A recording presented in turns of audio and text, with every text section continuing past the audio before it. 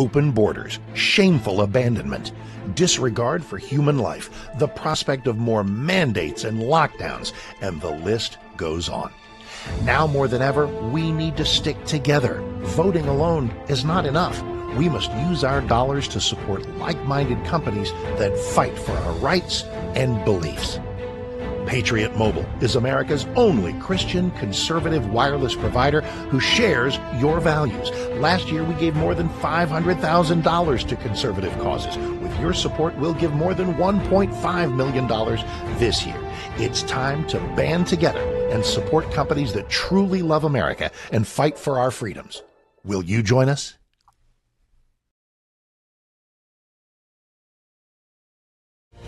This is Kentucky's Voice Radio, covering the latest state and local issues with Tom Fallbush, Bob Scott, and Jim Waters. Hello, Kentuckiana. I'm your special host, Dr. Lance Pearson of the Louisville Tea Party and the Kentucky Liberty Caucus. You're listening today on Kentucky's Voice. You're probably listening right now on 970 AM. You can also reach us at various destinations online where you can see a video podcast of our show today. First is Facebook Live. If you have Facebook, go to Kentucky's Voice.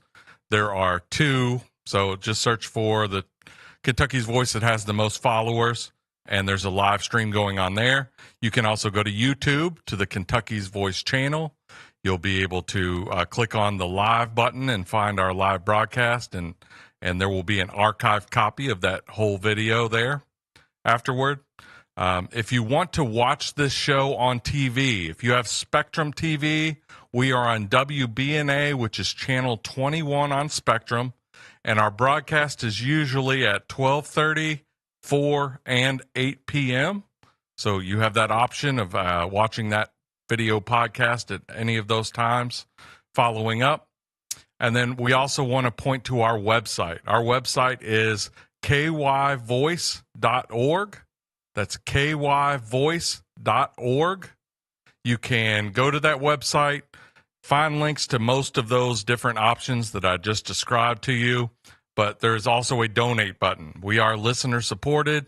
If you want to keep conservative talk about Louisville and Louisville area, the collar counties, as well as Kentucky state politics mostly, you can support our, I call it a ministry, but you can support our programming here by clicking on that donate button and then adjusting the percentages about how much you want to give to the payment processor, all that details.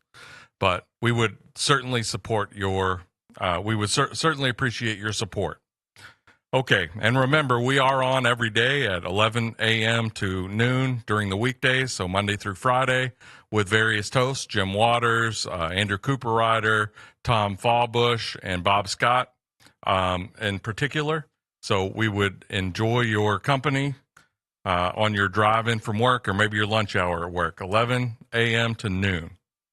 Okay, let's talk very quickly about some national or, some broader things that happened this week. We have an ongoing military operation / war with Iran that is continuing to progress. It's not clear when that is going to conclude or whether it might escalate into boots on the ground. So that's obviously the number one thing happening. There was a little bit of controversy online with Robert Mueller, the person who led the investigation into Trump that was tied in with one of his impeachments.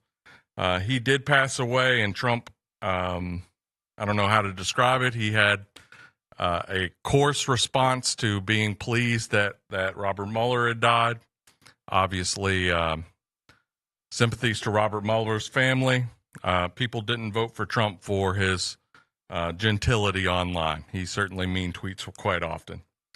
The other big event that happened this week on Monday was the first Republican primary debate for the U.S. Senate, which featured Daniel Cameron, Andy Barr, and Nate Morris. That was put on by DRB News as well as one of the Lexington TV channels. So I hope that you followed that. My summary of that proceeding was that for a first debate, it was extremely spirited and angry. I only expect that tone to escalate from here.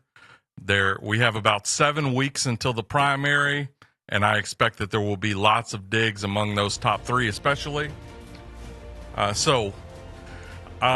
expectation is that I will have an endorsement, my personal endorsement in that race on next week's show. So I ask you to tune in. We'll start off with maybe 30 seconds worth of discussion after the break. Come on back and join us. We will have Candy Massaroni, representative for Nelson County, on for the rest of the show.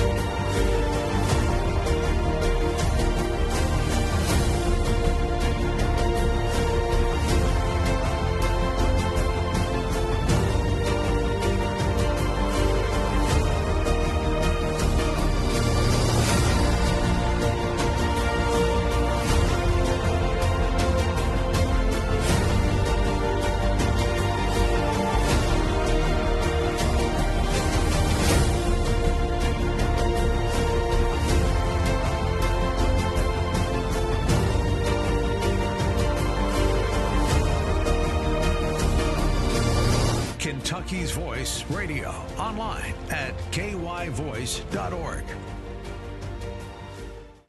Welcome back to Kentucky's Voice. I'm your special host, Dr. Lance Pearson with the Kentucky Liberty Caucus, as well as the Louisville Tea Party. We thank you for joining us. If you are joining us anticipating coverage of Louisville women's basketball, we are the home at WGTK of Louisville women's basketball. I believe that coverage is going to start at 11:30, maybe a little afterward. But before that, we hope you join us to hear some discussion of what's going on in our General Assembly, what laws are going to be passed that are going to affect you. So it's my honor to bring on our guest for today. Her name is Candace Massaroni. Everyone calls her Candy. So Candy Massaroni. She is a state representative for District 50, which is basically Nelson County. I think it's just Nelson County. So if we can bring on Candy Massaroni. All right. Hi, thanks for having me, Lance. And it actually is just Candy. It's not Candace, so it's Candy Massaroni. Yes. I did not know that. Okay, yeah. That's great. All right, so Candy Massaroni, just tell us a little bit about your background. You have a very interesting political background, a veteran, you're a mom. Just tell us a little bit about yourself before we get into all the bills and all the things that have kept you busy this session.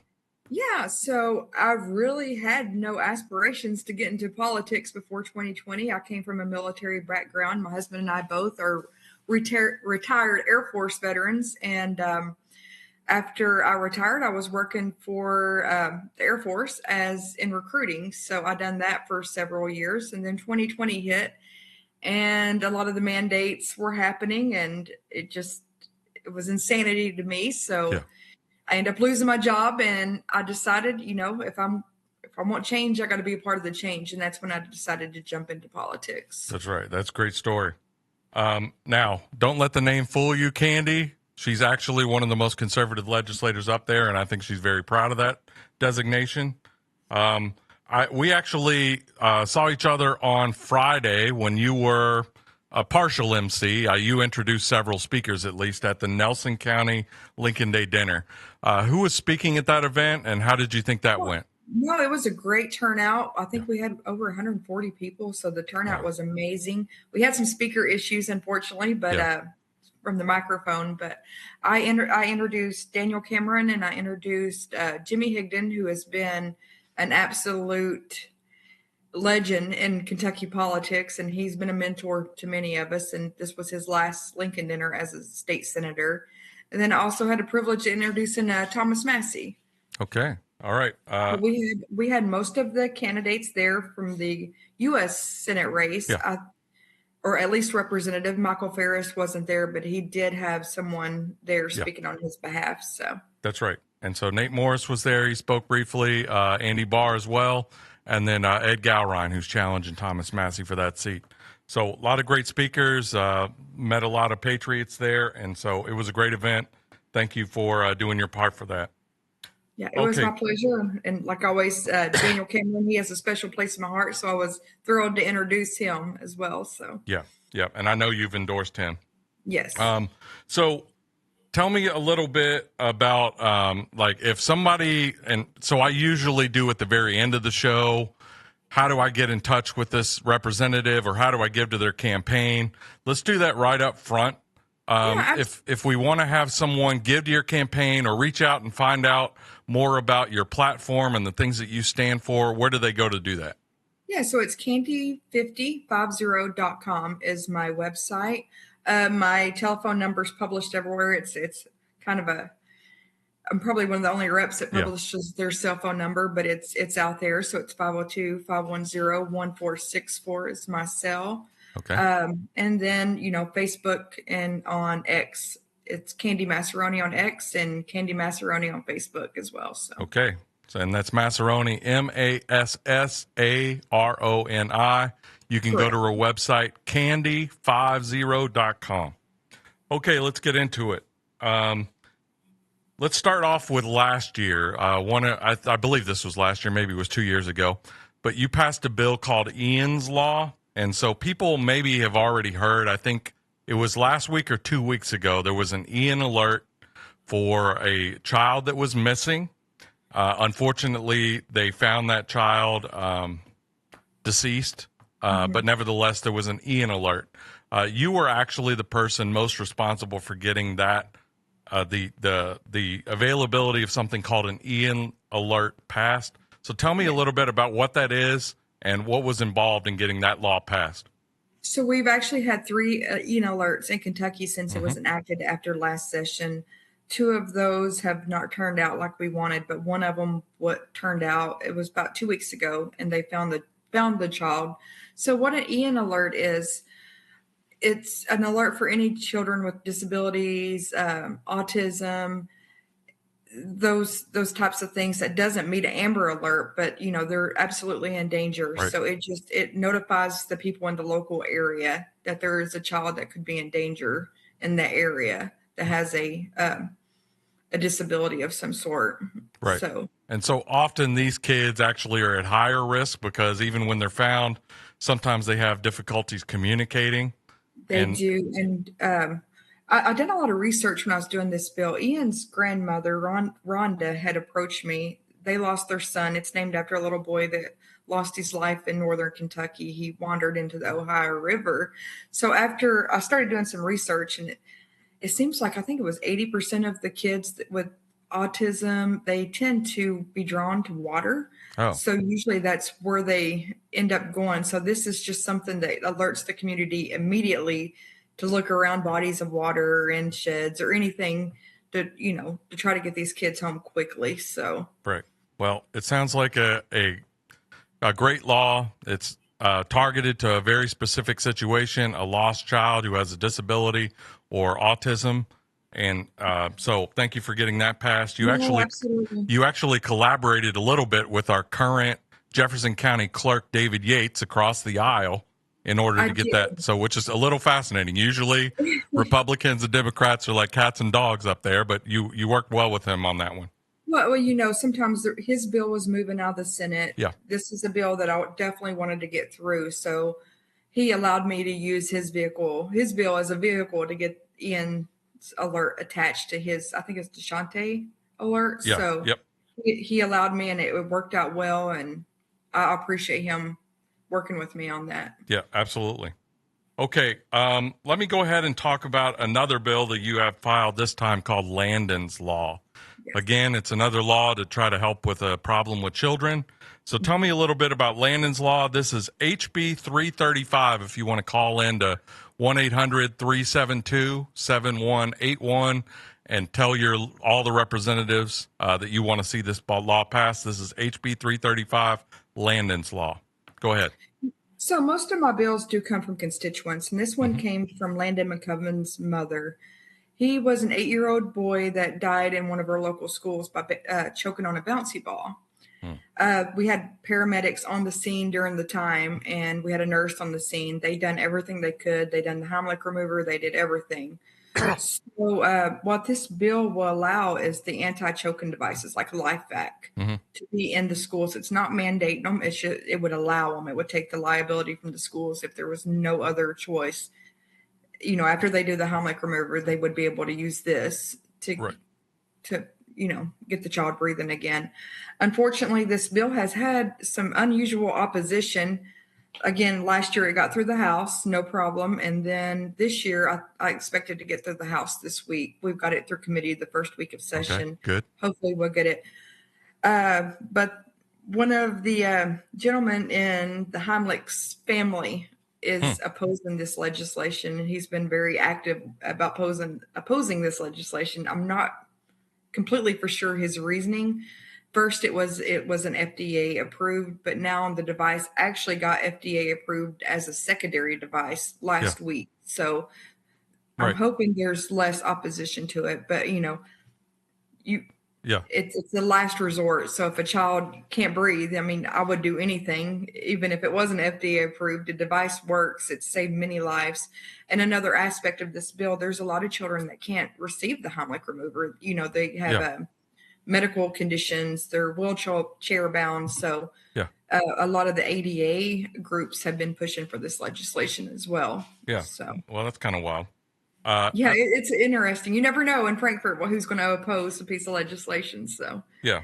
Well, we only have a little bit of time in this segment. Let me get a bill that maybe we won't have too much discussion on. This is HB 876 on smart meters. A lot of people are getting smart meters installed that they really have no ability to deny. So what does 876 do, and what is the issue that you're trying to address there?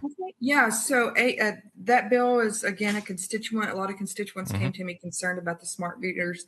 This would simply allow residents to opt out of those. Okay. And to, I think some of the people that's opting out of those are getting charged, even if they can opt out of it, they're getting charged extra fees.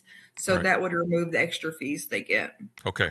So this would allow you to basically stay with an analog meter.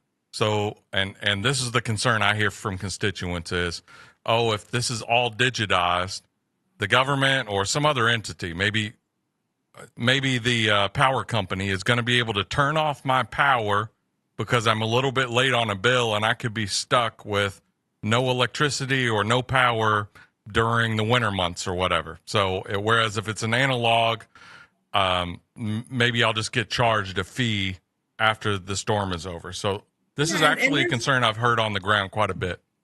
And there's a lot of concerns. I mean, some people are concerned about the health and safety reasons of it. Yeah. So this is just a really simple piece of legislation. Yeah. So. All right. Well, after the break, we're going to talk about a piece of legislation that Candy actually discussed on the floor, I believe, last week. So that is called the Crystal Rogers Act. I'm sure many people have heard the name Crystal Rogers. We'll talk about that after the break.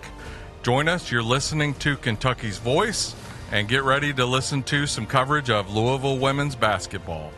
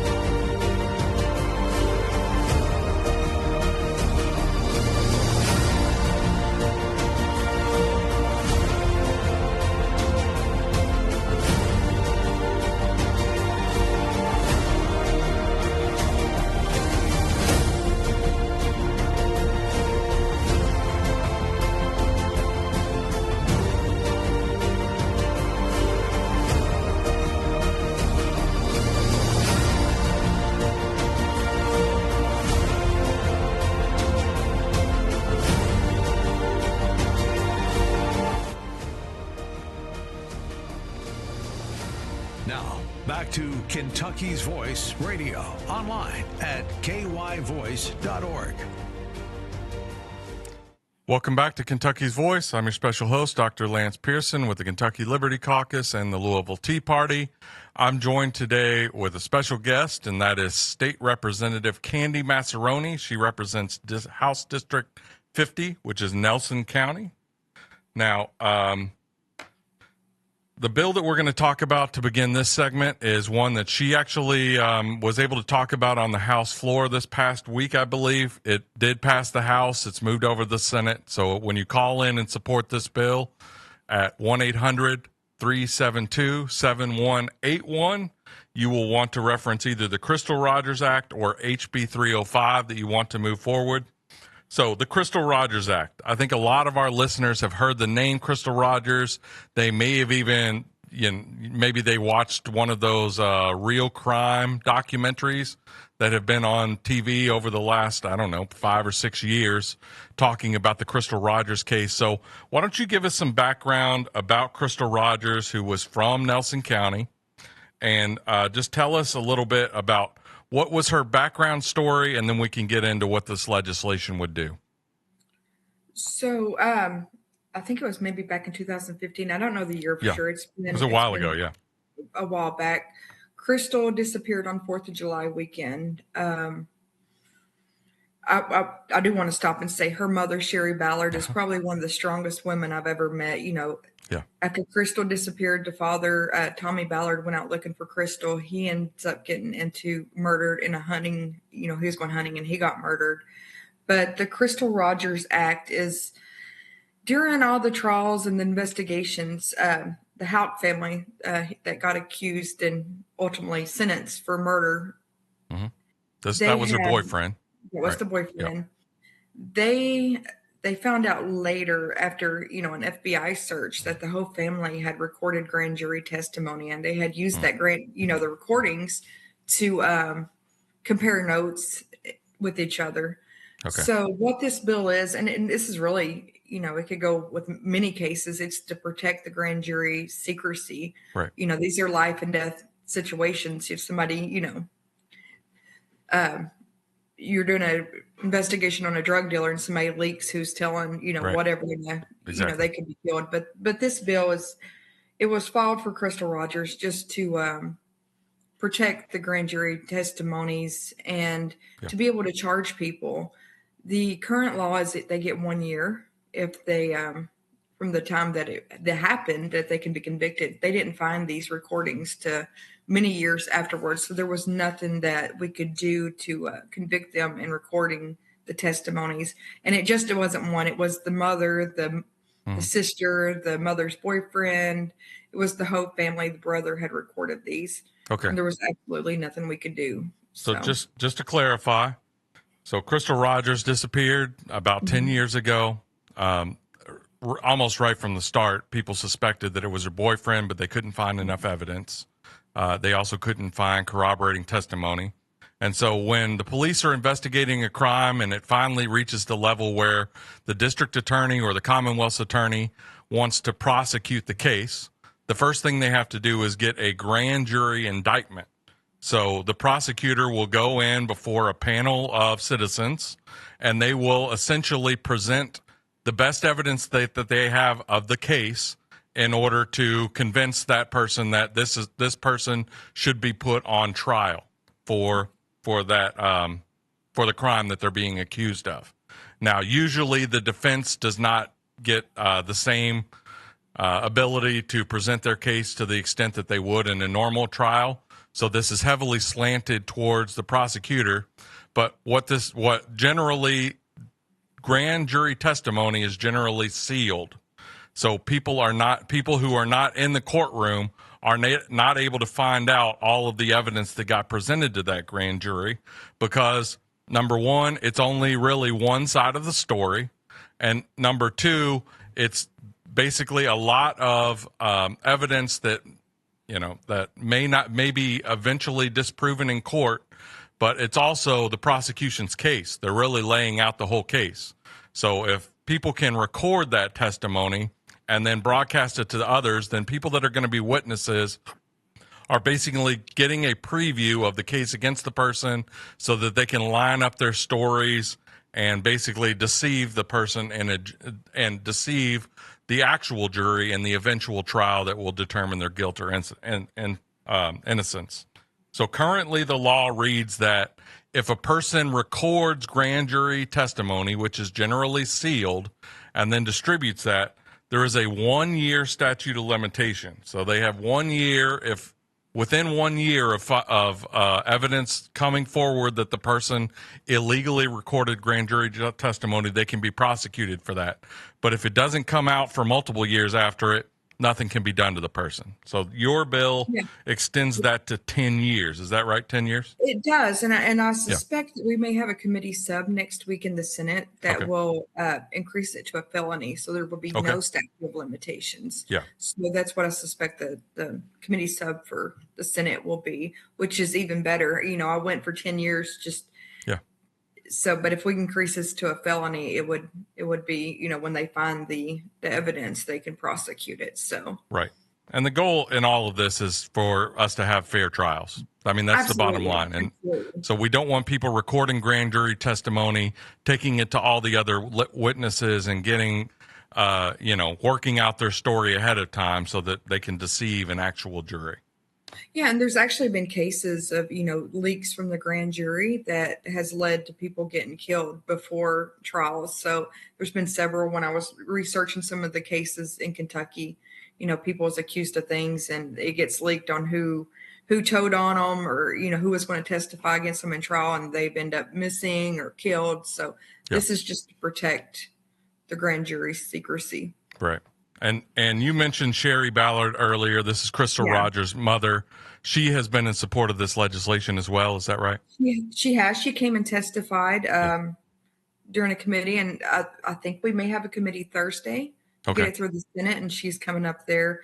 Like I said, she is one of the strongest, most resilient women I have ever met. If I were in her shoes, I just, you never know what you're going to do in that situation, but she has been a complete fighter for her daughter and her husband's legacy. Okay. All right. And we actually just put in a resolution to name a road near the Ballard's residence after Tommy and Crystal Ballard here locally. That'd be great. Yeah. So. Okay. Let's move on to another piece of legislation you filed. This is HB 334. This is the Kentucky Women's Bill of Rights. So tell us a little bit about what this does and why we need this legislation. This is another one that we've worked on several years. Senator Tishner and I have filed similar pieces of legislation in the House and the Senate. I had someone else run it last year, but it's a very simple piece of legislation. It basically defines what a female is into legislation. And, you know, that I know that sounds crazy.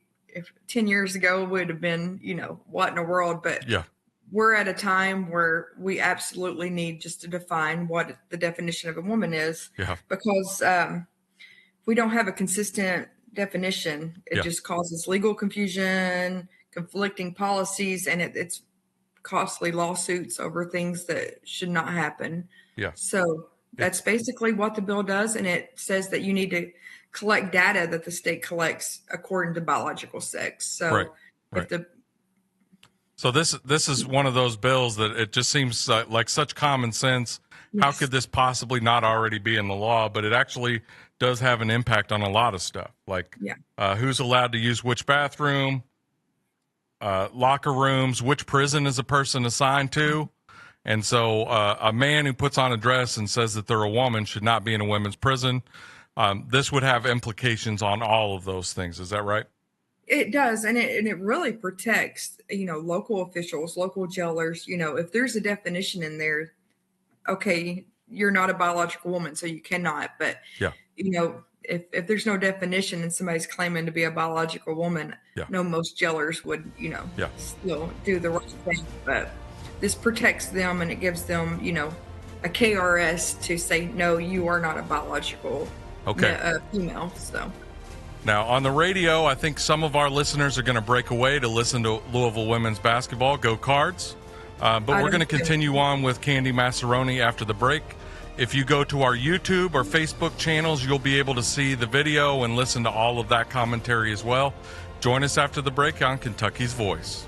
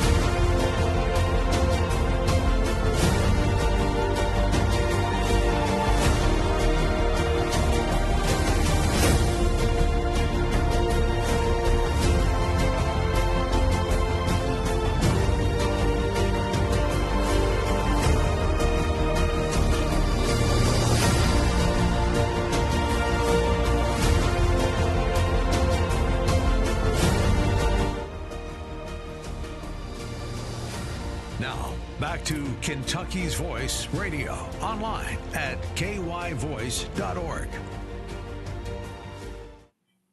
Welcome back to Kentucky's Voice. We're joined by Representative Candy Massaroni from Nelson County. That's Kentucky State Representative District 50. If you want to support her candidacy, she actually does have a Democrat challenger. No Republicans challenged her in the primary.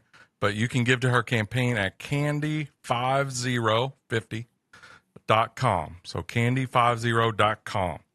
Okay, Candy, you filed a lot of legislation this session, so let's talk about a couple more of these bills.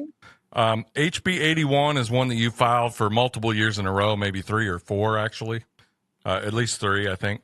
I've been in 4 years. I think I fought it every year I've been in the General Assembly. So HB 81, if you want to call in to 1-800-372-7181, that is the Protect the Guard Act. So tell me what the Protect the Guard Act does and why it's important. Okay. Yeah. So, this is actually a bill that TJ Roberts and I have worked on even before he became into the General Assembly. This bill is pretty simple. It just says that we can't send our National Guard to a war without the declaration of Congress. It's constitutional. That it should be the way it is. But that's all the bill says. They can still go train. They can still, a lot of people's like, well, they can't go on missions. They can still do all that. They just can't go into an active war zone without a declaration of war. Okay. So if the federal government wants to send Kentucky National Guard troops over to a foreign engagement, they would have to have a declaration of war by the U.S. Congress, which is actually what's required by the U.S. Constitution to declare war. It is.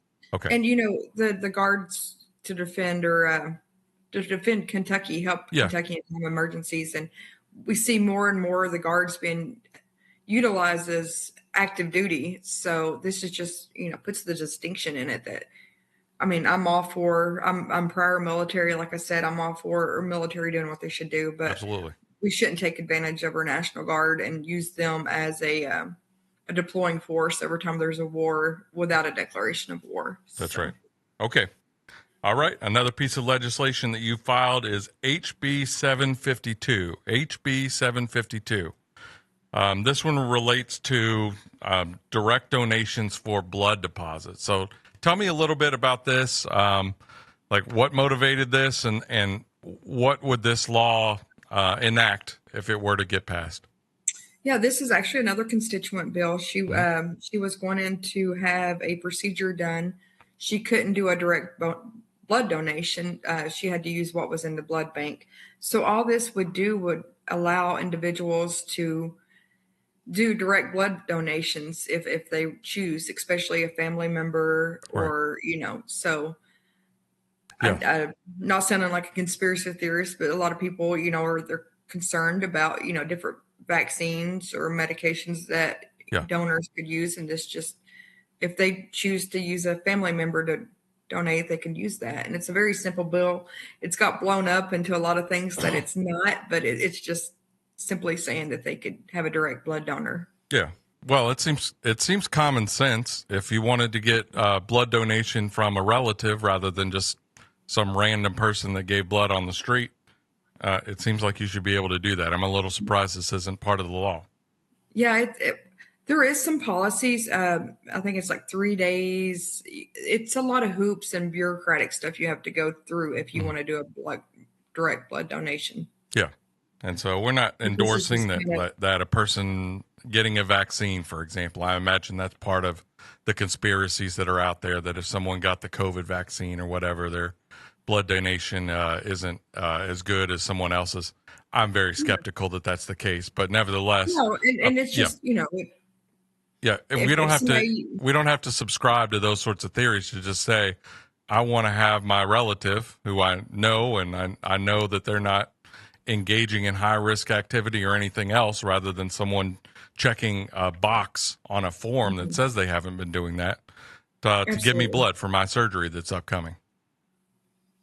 And that's simply what it is. Yeah. For whatever reasons, we should be able to choose. If the blood matches, if you're a good donor, you should be able to choose who you want the donation to come from. Absolutely. Absolutely. Okay. Another bill that you filed is HB 610. And the theme on all of these are pretty much common sense, and they're tackling some very specific problems that especially affect people in our district. HB 610 is on teacher compensation. So tell me what that bill does, and what is it that you're trying to address by that? This is another constituent bill. I've got a pretty good relationship with a group of educators in my district, and actually a couple other districts that reach out to me.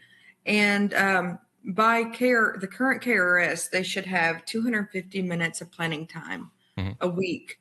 And that's, grading papers, doing lesson plans. But unfortunately, a lot of things get planned during that time, or they end up having to go and cover another teacher. So they're taking this work home. They're not being able to adequately do lesson plans.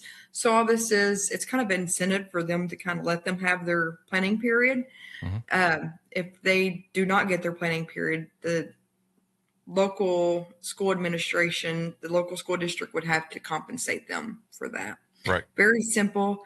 I don't see an issue, with it. I think it would incentivize the local school districts to do the right thing and allow these teachers to get their planning time. Right. So if basically the designated non-instructional planning time that teachers are essentially guaranteed, if those get taken away because they have to do something, they have to supervise kids, I don't know, in the lunchroom or whatever it is, recess. No matter what it is. Yeah. Yeah. So this would provide for compensation for those teachers in that situation. Is that right? It would. And I also have another bill. It's similar to this, and I don't have the number on me, but it would force the administration, the central office, to come and substitute, which would kind of protect the planning period. They would have to put so many hours. Each central office person would have to be in a classroom so many hours per week. That would, that helps with this piece of legislation, but it would also help with, the shortage and the subs and everything.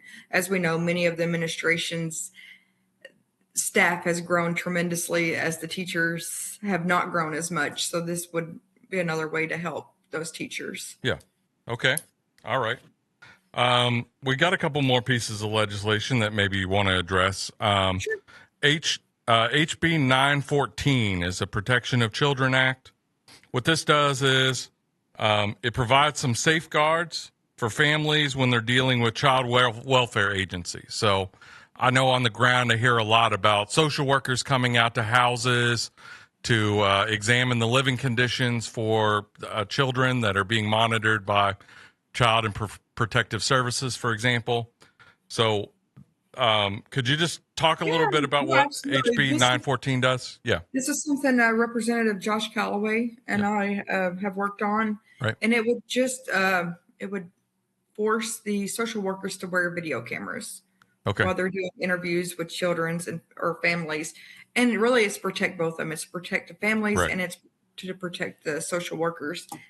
Again, it's a very common sense piece of legislation. You know, there's always accusations going both ways. So this would just, you know, it would eliminate all that because everything would be recorded on a video. Yeah.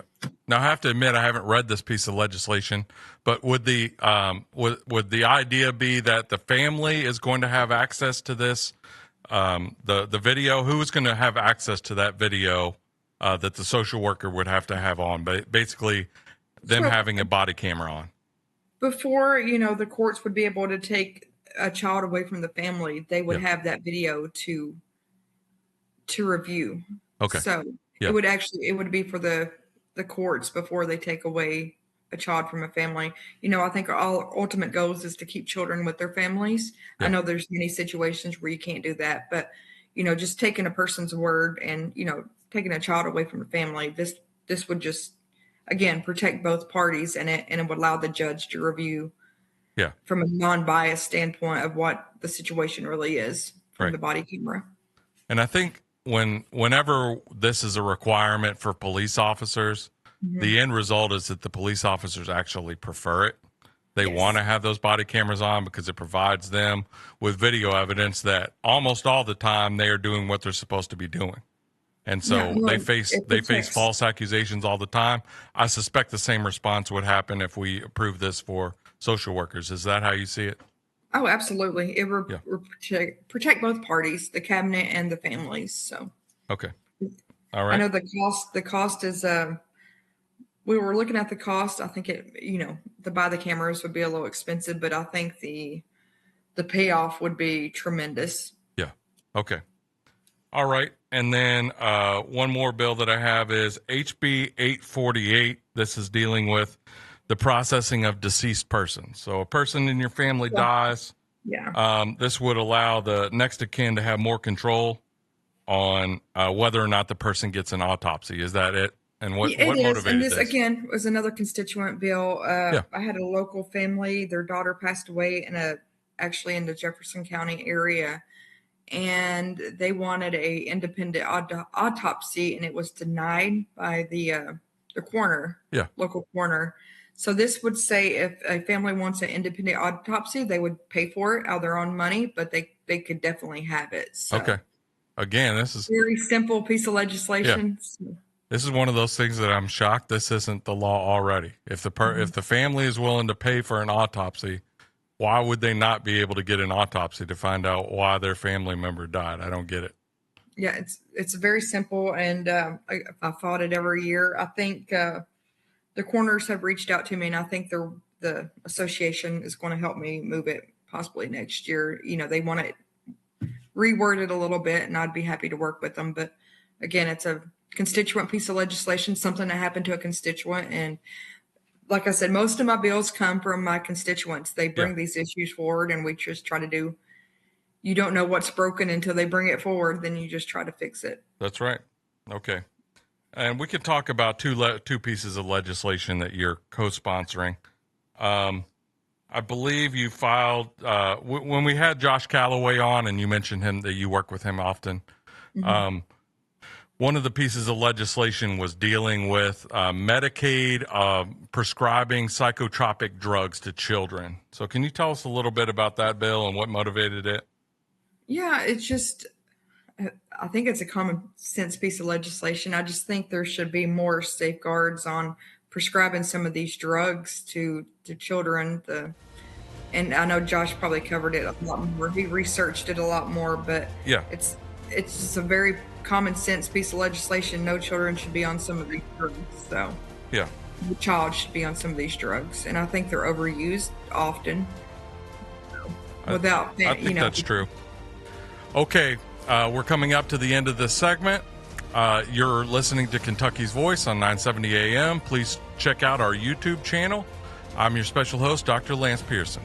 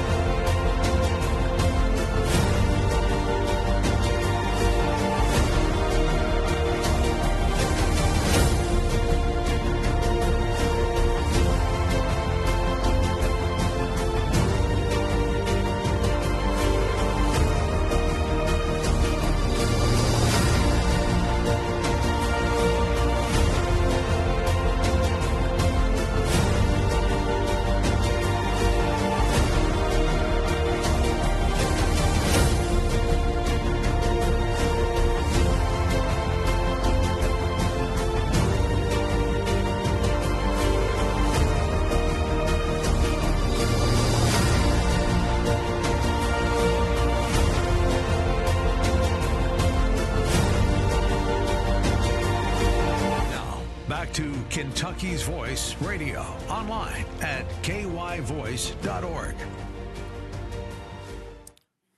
Welcome back to Kentucky's Voice. I'm your special host, Dr. Lance Pearson, with the Kentucky Liberty Caucus and the Louisville Tea Party. I'm joined, at least for a few minutes here on our last segment of the show, with Representative Candy Massaroni. That's Massaroni.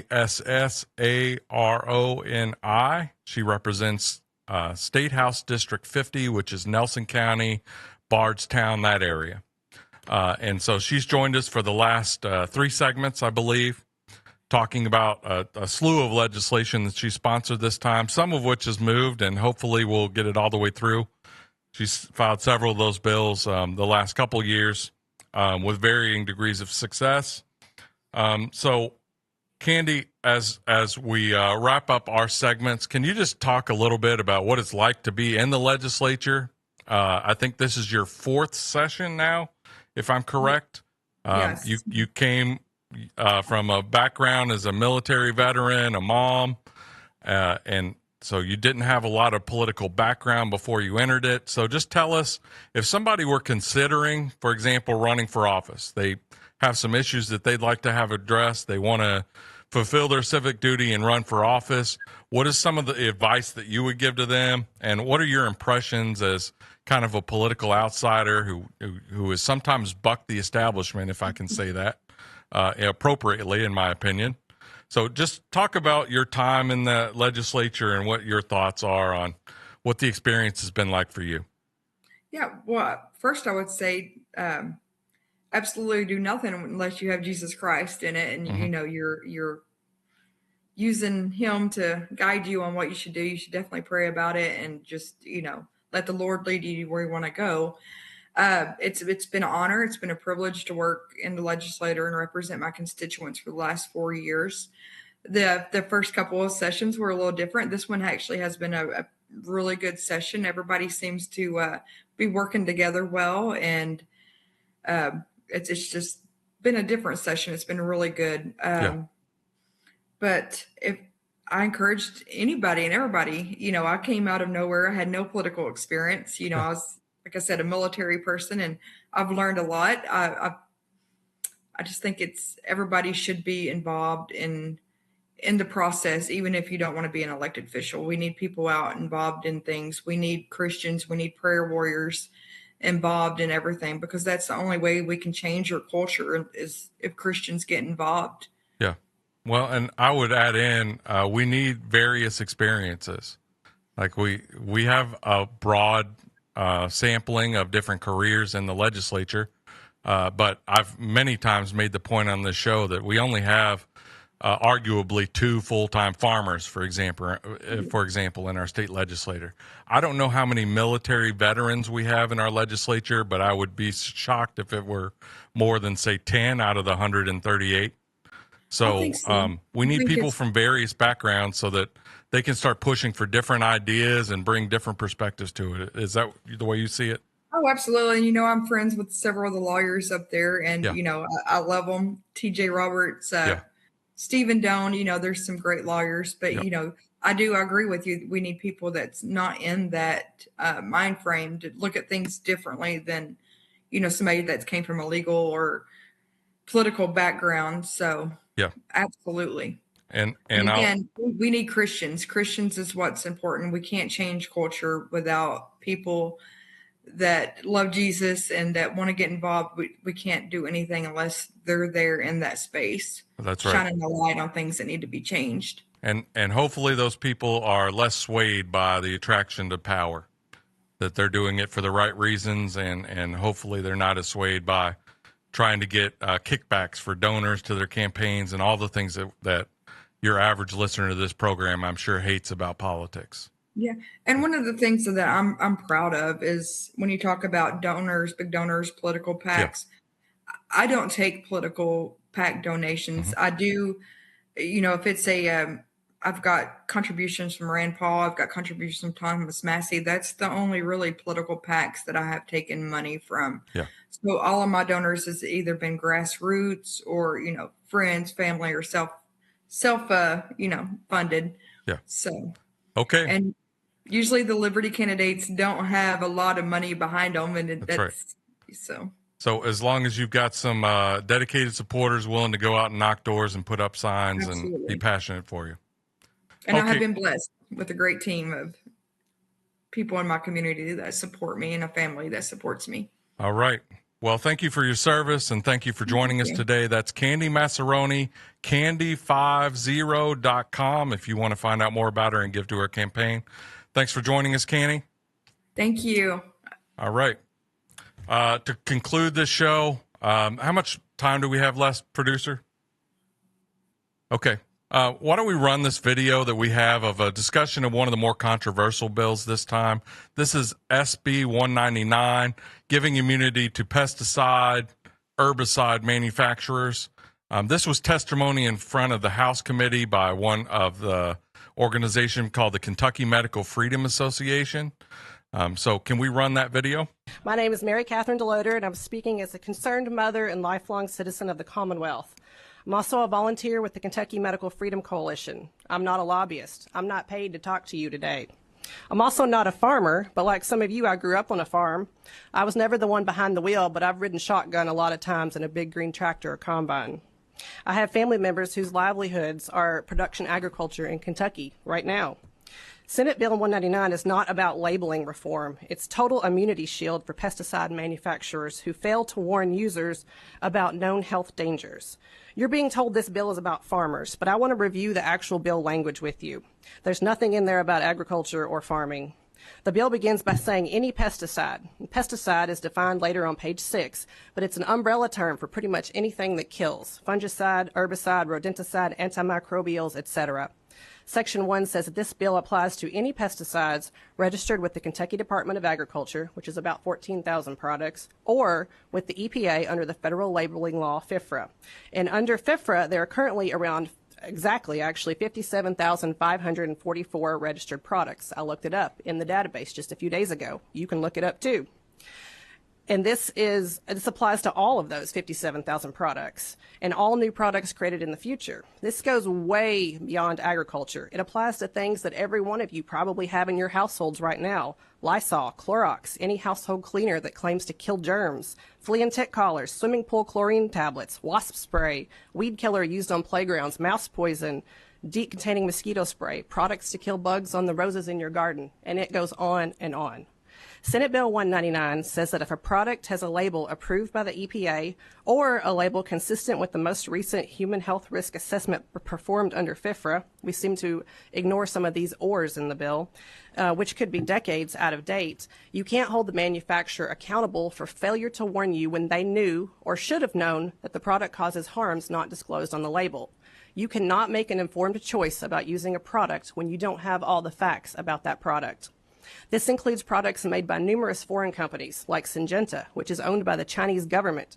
It's not a stretch to say that this bill gives a pass to the Chinese government to develop future products to send here without full disclosure to be sprayed on our children's playgrounds that could cause who knows what harms in the future. The world doesn't exactly have a great track record with things coming out of laboratories in China. Manufacturers say they can't add other warning labels that are not approved by the EPA because this would be misbranding. Manufacturers draft and submit their own labels to the EPA for approval. We can find no instance where the EPA has denied a request from a manufacturer for an updated label. If the request was denied, that would make a great defense in court. If the label was approved for the harm, then there's no failure to warn. Either way, the manufacturer just has to ask. Now, the state of California issue that was mentioned already, the state of California, under their Prop 65, we all kind of like to laugh that California puts a warning label on everything, but they asked to put a warning label on a glyphosate product. The EPA said, well, we don't agree. So they came up with sort of a hybrid label that said, this organization says it causes cancer, but the EPA doesn't. The EPA actually said, okay, we could live with that. You can put that on there. It was Bayer who sued for the state of California, saying that was compelled speech. The EPA did not sue about that label. It was Bayer who sued and said, we don't want to put that on there. The EPA said it's okay. They approved that label. So that was misrepresented here just a moment ago. Bayer, who makes the product that farmers seem most concerned about, is telling investors that they aren't going anywhere. In their March 4th investor presentation, which you can find, Bayer made it clear that they're committed to controlling 40% of the global glyphosate market, quote, with a focus on over-the-top markets in the Americas. Their annual report says they made 2.6 billion euros, and remember, Bayer's a German company, in glyphosate sales in 2025, and they expect to make the same in 26 by, quote, maintaining brand premium. Bayer is using Kentucky farmers as pawns in a global profit strategy and counting on legislators not to notice. So back to the language of the bill. There are some carve-outs that say that the immunity won't apply if the EPA makes a determination of wrongdoing. The issue here is that the EPA appears to have no mechanism to actually make such determinations. The courts are who do that. That section sounds good, but it actually doesn't mean anything because the EPA doesn't do that. And then under that, it says this immunity shall not be interpreted to prohibit a cause of action based on any other provision or doctrine of state law. So there are three main ways that you could bring a claim against a product that has harmed you. The other two, in addition to failure to warn, would be design defect or manufacturing defect, which both might as well not be applicable to these types of products because the product does what it was designed to do, which is kill something. There's not a lot of time to go into detail on that. This bill has been rejected by far more states than have passed it. It's only passed in 2 states. And farmers in those states that have rejected it still have access to the same tools as our farmers here in Kentucky. Our farmers and our families deserve accountability when companies withhold information. Please do not give pesticide manufacturers permission to lie in Kentucky. Thank you, Ms. DeLoad. Okay, so that was Mary Catherine DeLauder from the Kentucky Medical Freedom Coalition. She gave what I consider to be an extremely eloquent description of what is wrong with SB 199. I do want to say the House added some language that makes this only relevant to products that are used in production or residential agriculture. So it did slightly improve the bill. Now, what is the other side? Why would this even be a desirable bill for anyone? Well, Kentucky agriculture, as we have spoken about multiple times on this show, thrives because we have excellent climate and we have a variety of different soil qualities. So almost anything you can think of other than tropical fruits will grow in Kentucky easily. However, that means other things that will grow are weeds and things that require herbicide, and insects also thrive here. So production agriculture is largely dependent on some of these chemicals. The question is, at what cost? Are we going to take away the ability of people to sue if a company has hidden or committed fraud? information that it might cause serious illness, I say no, call your legislators.